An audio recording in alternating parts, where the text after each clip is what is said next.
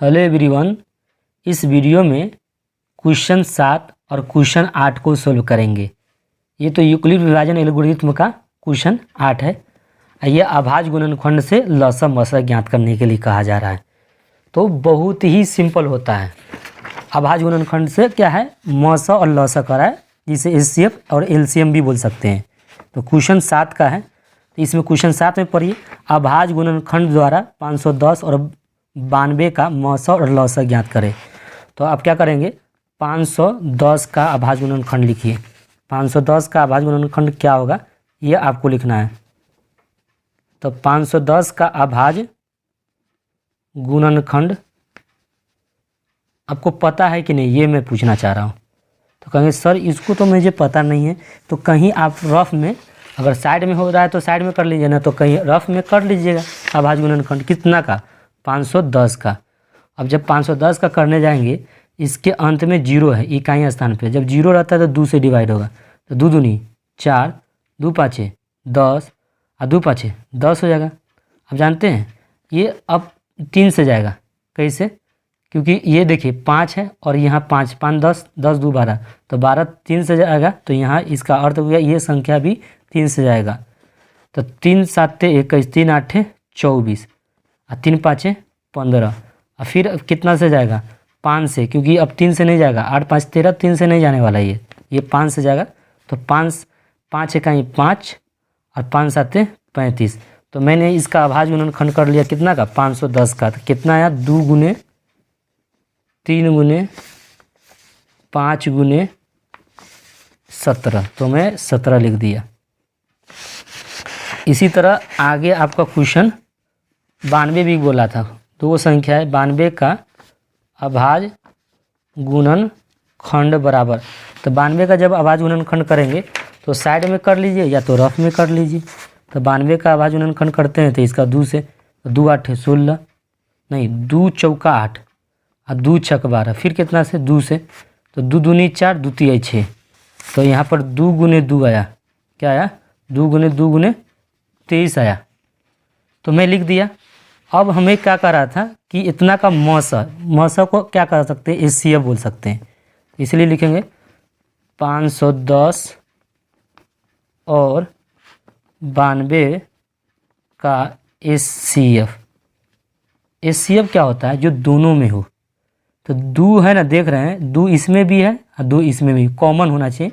तो 2 common in दोनों में है। तो एक निकल गया। और भी कॉमन है क्या, कहीं नहीं लग रहा है, केवल एक ही है।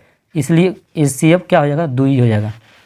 इसी तरह 510 और 92 का एलसीएम। एलसीएम को क्या कर सकते हैं, लसा। इसका लसा निकालने जाएंगे तो जो अधिक बार आया है, जिसमें ज़्यादा आएगा ना उस संख्या, उसी को लेना है।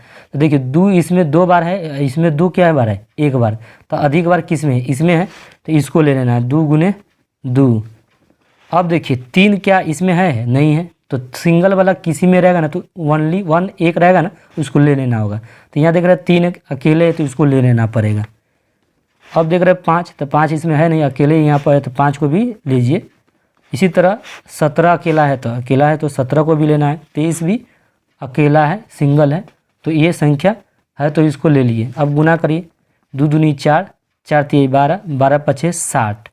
और 60 में आपको क्या करना है, गुना कर देना है। 2 दूनी 4 तिया 2 दूनी 4, 4 तिया 12, 12 पछे 60।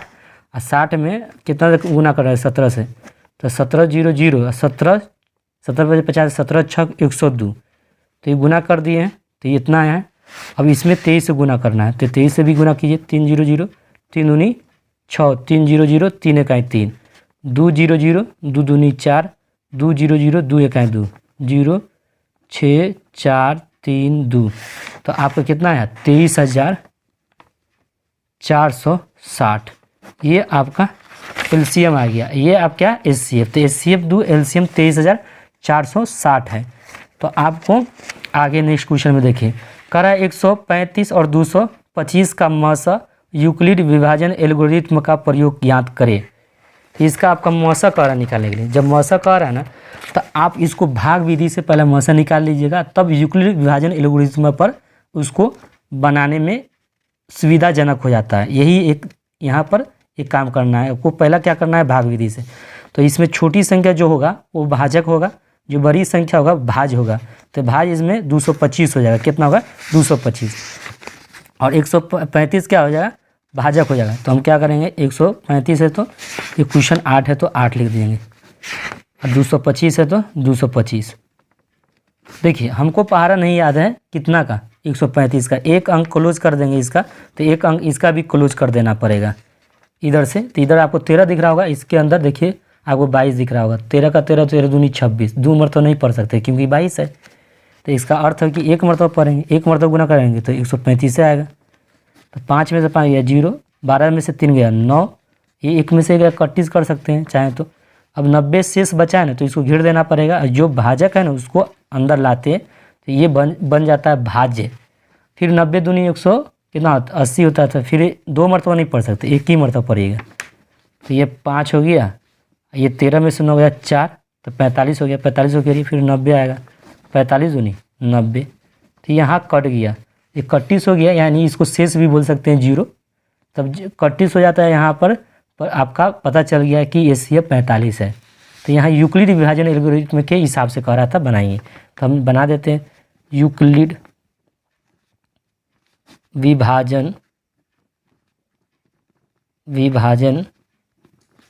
एल्गोरिथम से